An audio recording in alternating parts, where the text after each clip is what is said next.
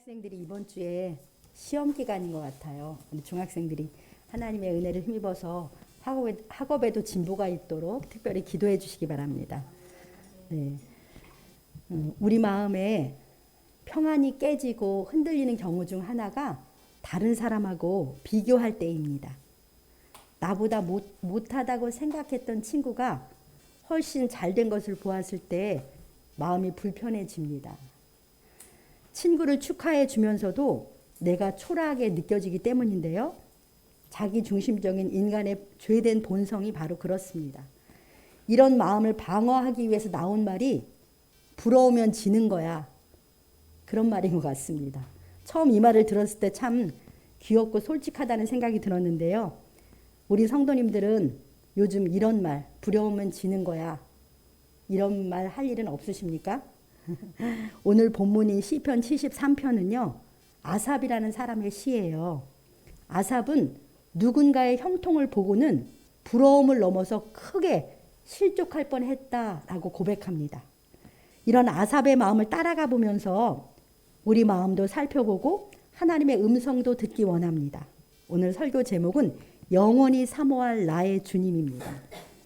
아삽은 10편 이상의 시편을 쓴 시편 기자입니다. 그는 다윗 왕이 하나님의 언약궤를 다윗성으로 옮길 때 처음 등장하는데요. 레위인으로서 악기 연주자예요.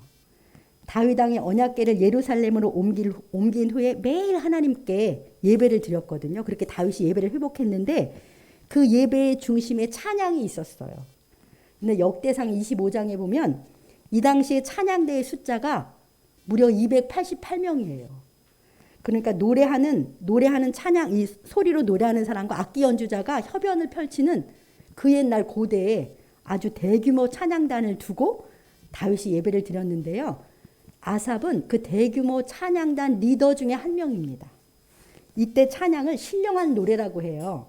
그래서 그때의 찬양의 가사는 다 백성들에게 하나님을 알게 하는 말씀과 같았습니다.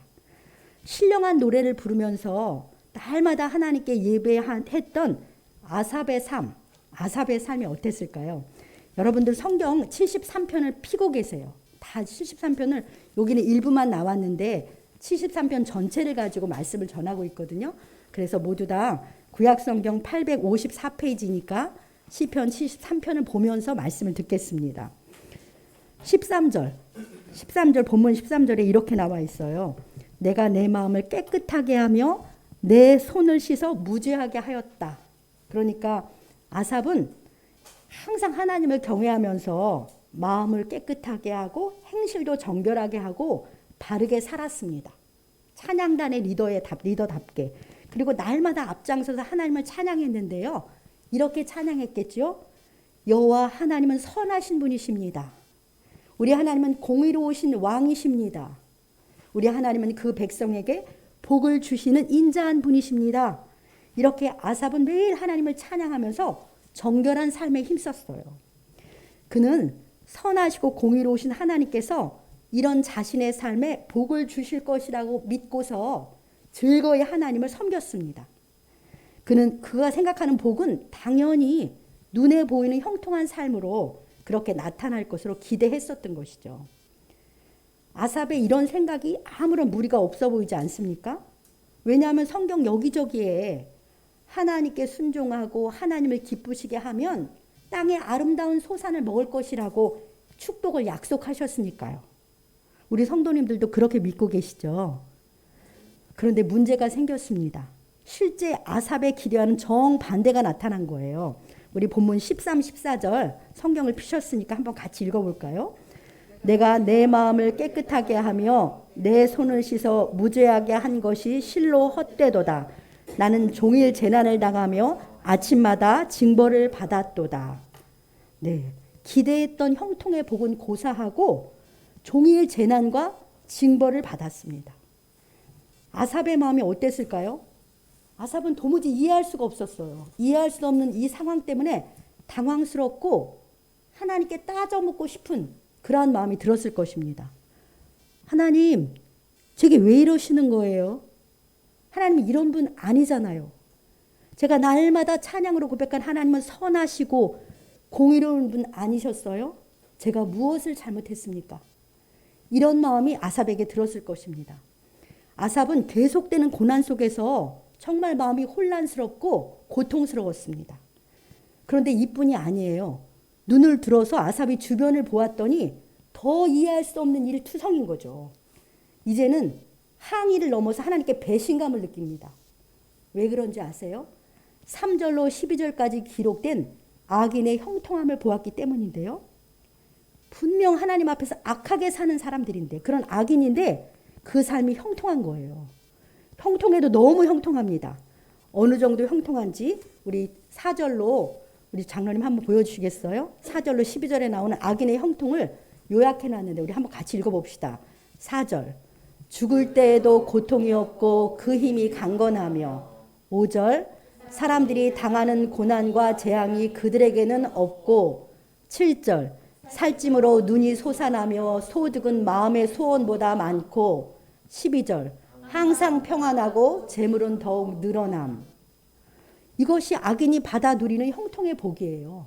그러니까 한마디로 건강과 재물의 복, 평안의 복이 죽을 때까지 계속되는 거예요. 죽을 때에도 고통이 없다고 하잖아요. 근데 이들이 얼마나 악을 행하는지도 이 12절까지 나오는데 한번 보여주시겠어요? 네, 얼마나 악한지. 6절, 교만이 그들의 목걸이요 강포가 그들의 옷입니다. 8절에서는 능욕하고 악하게 말하며 높은 데서 거만하게 말합니다. 9절은 그들의 입은 하늘을 두고 혀는 땅에 두루 다닙니다. 11절, 하나님이 어찌하랴 지존자에게 지식이 있으랴. 네, 저 말씀을 가만히 보십시오. 교만이 그들의 목걸이고 강포가 그들의 옷이라고 하는데요. 강포는 몹시 우악스럽고 사나운 것을 강포라고 해요. 그리고 여기 능욕하고 악하게 말하면서 높은 데서 거만하게 말하는 게 요즘 말로 말하면 갑질하는 거예요. 항상 자기가 잘났기 때문에 심한 갑질을 합니다. 또 입은 하늘에 두고 라는 말은 하나님을 대적하고 함부로 말하는 거죠. 그리고 하나님이 어찌하랴 지존자에게 지식이 있으랴. 하나님이 뭘 아시겠어. 못 본다고 생각하는 거죠. 그러니까 하나님을 조롱하는 거예요. 어떻습니까? 이들이 악해도 너무 악하지 않습니까? 이쯤 되면 정의와 공의의 하나님께서 이 악인들을 손봐 주셔야 정상 아닙니까? 그런데 앞에서 살펴본 것처럼 하나님은 이 악인들의 삶에 형통함을 주세요. 그리고 내버려 두세요. 이런 사람들에게 부도 주시고 건강도 주시고 죽을 때까지 평안을 주시다니요. 아삽의 심사가 뒤틀리지 않겠습니까? 그는 정말 하나님이 이해가 안 되고 이제는 하나님께 화까지 납니다. 화가 나는 거예요. 그래서 본문으로 돌아오면 본문 1절과 3절을 보면요. 아삽의 이런 마음이 잘 드러나 있어요. 이렇게 말하죠. 1절에 하나님이 참으로 마음이 정결한 그 백성에게 선을 행하시는 분인가? 그동안 자신이 믿음으로 찬양한 하나님 이제는 못 믿을 것 같습니다. 그리고 나는 거의 넘어질 뻔하였고 나의 걸음이 미끄러질 뻔하였다. 실족하게 된 거예요. 그의 신앙이 송두리째 흔들리는 거죠. 하나님 찬양하며 정결하게 산 자신에게는 재난과 징벌인데 악인들은 형통하기만 하고 오만한 자들을 보니까 질투가 납니다. 질투가 난다고 이렇게 말하는데요. 너무나 부러워요. 그들이 너무나 부럽습니다. 하나님을 믿고 찬양하며 산 자신이 도리어 너무나도 초라한 것이죠. 아삽은 이 이해할 수 없는 현실 앞에서 심한 고통을 느껴요. 고통을 느끼면서 이 모순에 대한 답을 찾으려고 고민하고 생각하였습니다. 우리 15절, 본문 15절을 아삽의 마음을 같이 읽어보겠습니다. 내가 만일 스스로 이르기를 죄송합니다. 16절입니다. 내가 어쩌면 이를 알까 하여 생각한즉 그것이 내게 심한 고통이 되었더니. 네, 여기 보십시오. 아삽이 정말 이것을 어떻게 해석해야 될까? 어떻게 받아들여야 될까? 생각해 볼 때 마음에 너무 심한 고통이 되는 거예요. 이런 아삽의 갈등을 보면서 그의 마음이 어느 정도 우리도 공감되지 않으십니까? 왜냐하면 우리도 현실 속에서요. 악인이 더 형통하고 의인이 도리어 어려움을 겪는 것들을 많이 보기 때문에 아삽의 이 마음이 공감이 됩니다. 하나님 믿지 않고요. 자기 욕심대로 살아도 잘만 사는 사람들이 우리 주위에는 흔합니다. 심지어는 교만하게 하나님을 대적해도 이런 재앙을 받지 않고 잘 나가기도 합니다. 하나님은 못 보시고 못 들으시는 것 같고 하나님은 항상 침묵만 하시는 것 같아요. 하나님의 공의의 통치는 성경 속의 구호일 뿐인 것 같은 그런 때도 있습니다. 반면에 그들 앞에 우리의 믿음은 아무런 능력을 보여주지 못할 때가 많습니다. 봐라, 내가 믿는 하나님의 능력을 나를 보면 알 수 있겠지. 하나님 믿고 순종하며 사니까 이렇게 형통하지 않니? 예수님 잘 믿었더니 사업도 잘 되고 우리 자녀들은 이렇게 성공했어. 이런 얘기만 할 수 있다면 얼마나 좋겠습니까? 그런데 현실은 하나님의 자녀인 나의 삶이 도리어 초라하게 느껴질 때도 많이 있습니다. 그러면 아삽은 이 모순과 갈등에 대한 답을 어떻게 찾았을까요? 여러분들은 이런 모순을 느끼고 갈등을 느낄 때도 있으셨을 텐데요. 어떤 답을 찾으셨습니까? 아삽의 마음을 따라가 보면 우리가 답을 찾을 수가 있어요. 우리 17절 말씀을 함께 읽어보겠습니다. 하나님의 성소에 들어갈 때에야 그들의 종말을 내가 깨달았나이다. 아삽은 하나님의 성소에서요, 악인들의 형통에 대한 답을 찾았어요. 악인의 종말이 어떠한지를, 종말이 어떻게 될 건지를 깨닫게 됐거든요. 하나님의 성소가 어디예요? 하나님이 임재해 계셔서 하나님 만나는 그 자리인 거죠. 하나님과의 교제의 자리가 오늘날은 어디든지 하나님의 성소인데요. 그 하나님과 교제하는 자리에서 진리의 빛이 자기 마음에 비춰진 거예요.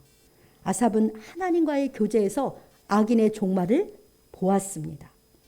그래서 그가 깨달은 악인의 종말이 18절로 20절에 나오는데요. 이렇습니다. 우리가 부러워한 그들의 건강과 부 있잖아요. 그 건강과 부가 그들에게는 올무가 될 뿐이에요. 올무예요. 눈에 보이는 형통이 어떻게 하겠습니까? 그들의 마음을 매우 교만하게 만들어요. 교만하니까 일단 눈이 가려워져 갖고 자기도 못 보고 주권자이신 하나님도 보지 못하게 하는 올무가 되는 것이죠. 그래서 죽을 때까지 평안하니까 회개할 기회가 없어요.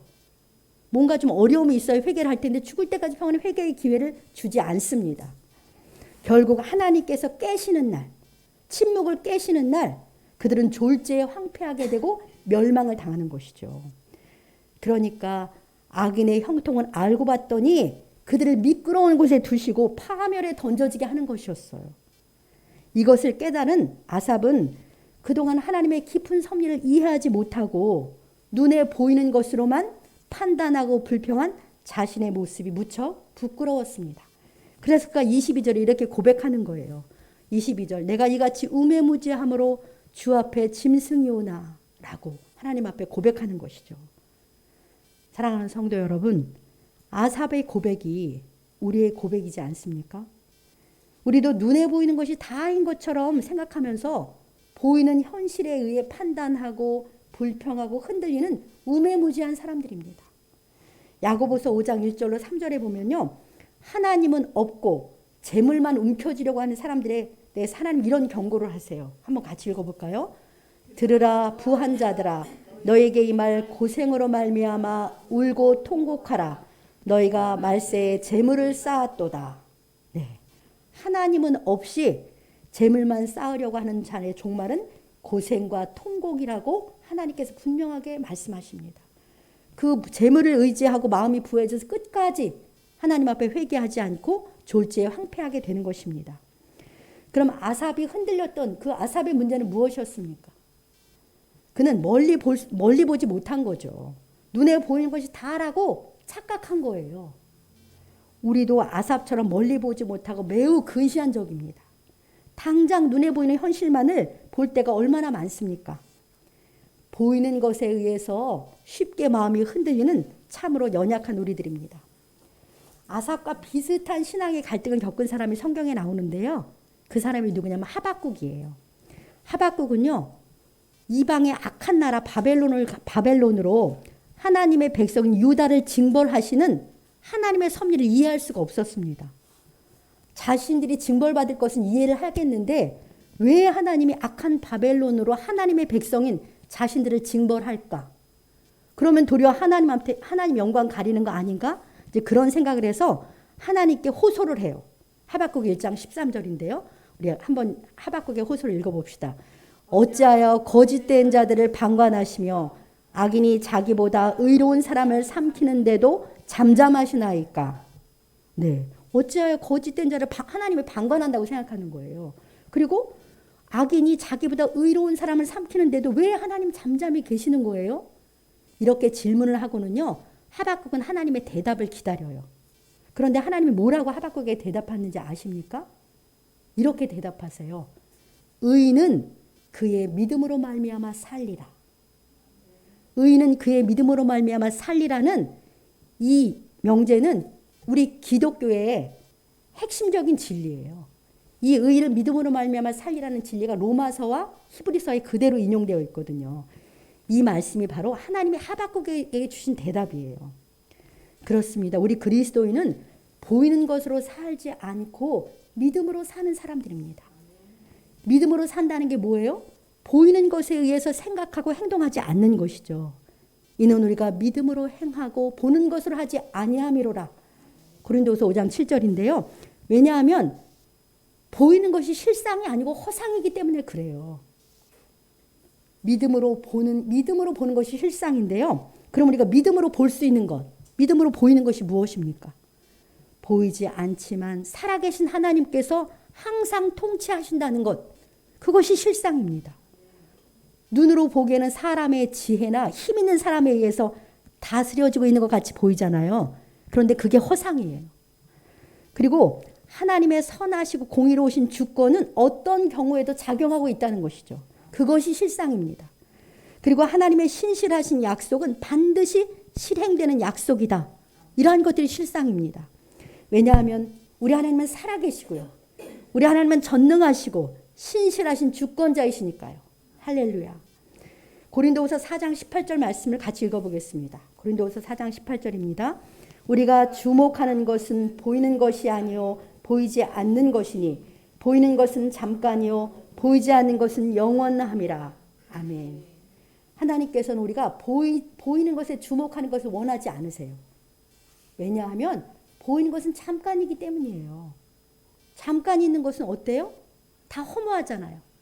잡은 것 같았으나 금방 다 빠져나가기 때문에 잠깐 있는 것은 다 허무한 거예요. 이것이 보이는 거예요.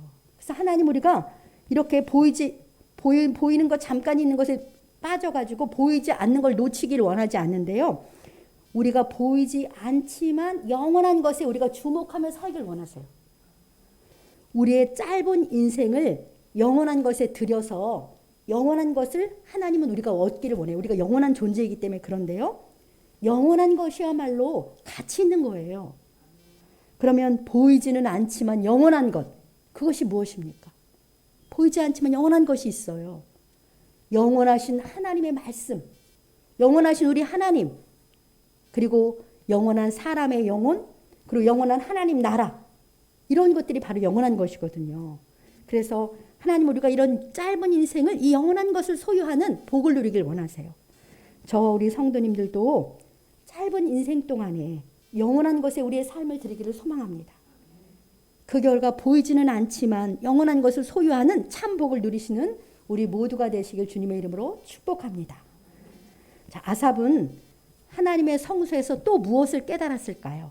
오늘 본문 23, 24절을 같이 읽어보겠습니다. 내가 항상 주와 함께하니 주께서 내 오른손을 붙드셨나이다. 주의 교훈으로 나를 인도하시고 후에는 영광으로 나를 영접하시리니. 네, 아삽은 비록 눈에 보이는 것 때문에 마음이 막 흔들리고 거의 실족할 뻔해서 자기가 우매무지하긴 했지만요. 항상 주와 함께 했다고 고백해요. 항상. 그러니까 갈등은 있었지만 여전히 신실하게 하나님의 성소에서 예배했고요. 하나님께 붙어 살았어요. 그랬더니 하나님이 연약한 자신의 오른손을 붙들어 주셨다는 것을 깨닫게 된 것이죠. 그가 넘어지지 않도록 실족하지 않도록 하나님이 오른손을 꼭 붙잡아 주셨어요. 그리고 주님의 교훈인 말씀으로 그를 인도해 주시면서 지금 깨닫게 해주셨잖아요. 그리고 후에는 나중에는 영광으로 영접하실 것을 그는 확신합니다. 우리도 아삽처럼요. 상황이 어떠하든지 항상 신실함을 잃지 않기를 소망합니다. 여전히 신실하게 하나님께 예배하고 여전히 말씀과 기도로 주님과 교제하며 살아갈 때 하나님이 연약한 우리의 손을 붙들어 주세요. 실족하지 않게 하시고 마침내는 완성되는 하나님 나라에 들어가서 주와 함께 영원한 영광을 얻도록 그렇게 은혜 주실 것을 믿습니다. 저의 삶도 참으로 연약한 자인데 그래도 성령께서 은혜 주셔서 계속 주님께 붙어 있어가지고 실족할 뻔한 일이 많았지만 실족하지 않고 오늘도 주님 앞에 예배할 수 있는 줄 믿습니다. 이제 아삽을 통해서 악인이 왜 형통한지 그 답은 우리가 찾을 수 있었잖아요. 그런데 경건한 삶을 산 아삽의 삶에 재난과 징벌이 있는 것, 그것은 어떻게 받아들여야 할까요? 하나님께서 왜 의인에게 고난을 허락하실까요? 물론 모든 고난에 대한 답을 다 찾을 수는 없어요. 참된 믿음은 그 이유를 몰라도 하나님의 절대 선하심을 믿고 고난을 감당하는 것이 참된 믿음입니다. 그러나 오늘 아삽의 시편을 통해서요, 우리는 의인에게 주시는 고난에 대한 답을 깨달을 수 있습니다. 갑자기 아삽이요 25절에 이렇게 고백해요. 우리 25절 같이 읽어볼까요? 하늘에서는 주의 누가 내게 있으리요 땅에서는 주밖에 내가 사모할이 없나이다 라고 고백합니다. 아삽이 갑자기 왜 이렇게 고백할까요? 왜 이렇게 고백하게 됐을까요? 아삽은 종일 재난을 당하고 징벌을 받았어요. 그의 삶은 고난의 도가니 속에서 고난의 풀무 속에 있었던 거예요.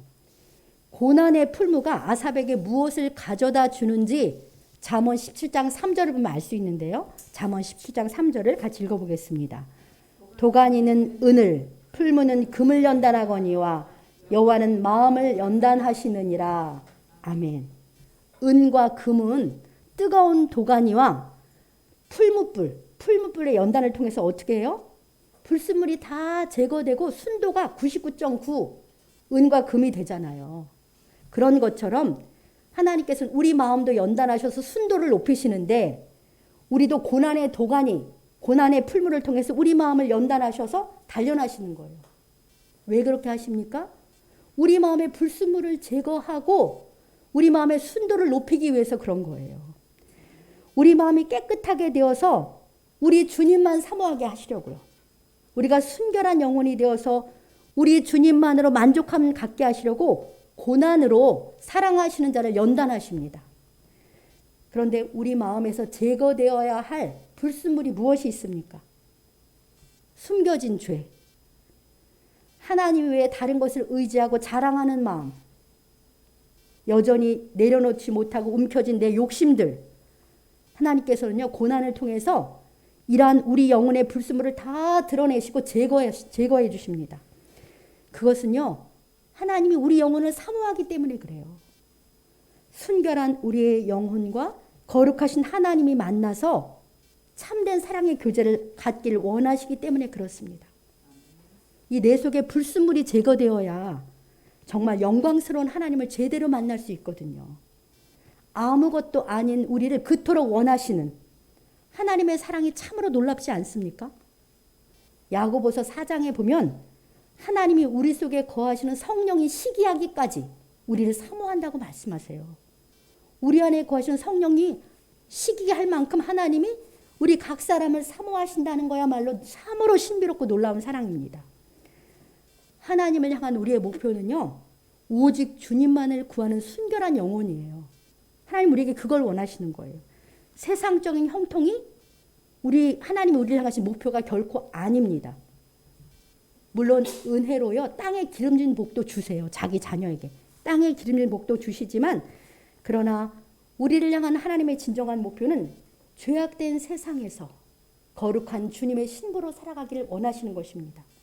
청결한 마음으로 주님만을 사모하며 주님만을 열망하며 주님으로 만족하는 우리가 되기를 하나님은 원하시는 거예요. 고난이 없다면 우리 마음은 많은 불순물이 저절로 끼게 돼요. 저절로 끼게 되는데요. 겉으로 보기에는 우리가 신앙생활 열심히 하면서 살아가니까 자기에게 불순물이 있다는 것을 발견하지 못합니다. 고난이 오면 어떻게 합니까? 비로소 하나님 앞에 겸손한 마음으로 가서 하나님 앞에 엎드리잖아요.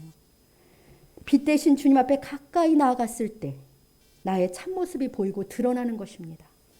여전히 내려놓지 못한 내 욕심들, 내 중심적이고 세상적인 가치관, 나를 높이려는 숨겨진 교만 등이 다 그 고난 앞에서, 빛 앞에서 드러나게 되고 고난을 통해서 우리는 버리게 하십니다. 비로소 우리는 오직 주님밖에 없다는 걸 깨닫고 우리 주님만을 사모하고 주님만으로 만족하는 그런 마음이 되는 것이죠. 하나님께서는 이렇게 고난을 통해서 우리 마음을 단련하셔서 우리 마음의 순도를 높이십니다. 이것이 하나님께서 사랑하시는 자기 자녀에게 고난을 주시는 중요한 이유입니다. 아삽은 하나님의 성소에서 자신을 사모하시는 하나님의 신비롭고 놀라운 사랑을 깨달은 거예요. 그래서 그는 25절로 28절 같이 고백을 하는 것이죠. 우리 본문 25절로 28절을 묵상하면서 우리의 고백으로 같이 읽겠습니다. 하늘에서는 주의 누가 내게 있으리요 땅에서는 주밖에 내가 사모하리 없나이다. 내 육체와 마음은 쇠약하나 하나님은 내 마음의 반석이시요 영원한 분깃이시라. 무릇 주를 멀리하는 자는 망하리니 음녀같이 주를 떠난 자를 주께서 다 멸하셨나이다. 하나님께 가까이함이 내게 복이라. 내가 주 여호와를 나의 피난처로 삼아 주의 모든 행적을 전파하리이다. 아멘. 이제 아삽은 진정한 복을 깨달았습니다. 그것은 하나님만을 온전히 소유하는 것이죠. 하늘에서는 주의 누가 내게 있으리요 땅에서는 주밖에 나의 사모하리 없나이다. 아삽의 이 고백이 참으로 아름답지요. 우리가 영원히 사모할 분은 주님밖에 없습니다. 이 고백이 저와 우리 모두의 고백이기를 소원합니다. 하나님을 경외하면서 믿음으로 사는 것이 눈에 보이는 부나 건강으로 꼭 보상되는 것은 아닙니다. 육체와 마음은 쇠약해지기도 합니다. 그러나 하나님은 우리 마음의 영원한 반석이십니다. 영원히 흔들리지 않는 우리 삶의 터전이신 것이죠. 하나님은 우리의 영원한 분깃입니다. 하나님께서 우리의 영원한 소유가 되시는 거예요. 어떤 재물이나 명예, 어떤 권세나 힘, 건강보다도 크신 분, 이 모든 것을 다 더해도 하나님 한 분하고는 비교할 수 없어요. 성도님들은 무엇을 소유하시겠습니까? 잠깐 보이다가 없어지는 것을 얻기를 갈망하다가 모든 것보다 크신 하나님을 놓치시겠습니까? 아니면 비록 마음에 연단이 있을지라도 모든 것 빼시고 영원하신 하나님을 소유하시겠습니까? 아삽은 고백합니다. 하나님께 가까이함이 내게 복이라고. 우리에게도 같은 고백이 있는 줄 믿습니다. 삶에 곤고함이 있을지라도 그것이 나를 하나님께 가까이 이끌었고 또 이끈다면 그것이야말로 우리에게 복이 되는 것이죠. 반대로 눈에 보이는 모든 것이 형통하여서 내 마음이 부하고 교만해서 나를 하나님으로부터 멀어지게 한다면 그것이 내게 축복이 되겠습니까? 주를 멀리하는 자는 음녀같이 망한다고 분명하게 말씀하시잖아요. 아삽의 믿음의 고백이 우리 모두의 고백이 되길 기도합니다. 하늘에서는 주의 누가 내게 있으리요 땅에서는 주밖에 나의 사모할 자 없나이다. 하나님은 내 마음의 반석이시요 영원한 분깃이시라. 하나님께 가까이함이 내게 복이라. 우리 모든 성도님들이 일평생 순전한 마음으로 하나님만을 사모하고 하나님 한 분으로 만족하고 하나님을 가까이하는 참된 복을 누리며 살아가시길 우리 주님의 이름으로 간절히 축복합니다. 네, 우리 주신 말씀 생각하면서 기도하겠습니다. 이렇게 기도합시다. 우리의 반석과 영원한 분깃 되신 하나님 아버지, 귀한 말씀 우리를 깨우쳐 주시니 감사합니다. 우리는 아삽의 고백과 같이 우매무지한 자들입니다. 보이는 것이 다라고 착각하면서 눈에 보이는 형통의 마음에 매여 살 때가 너무나도 많았습니다.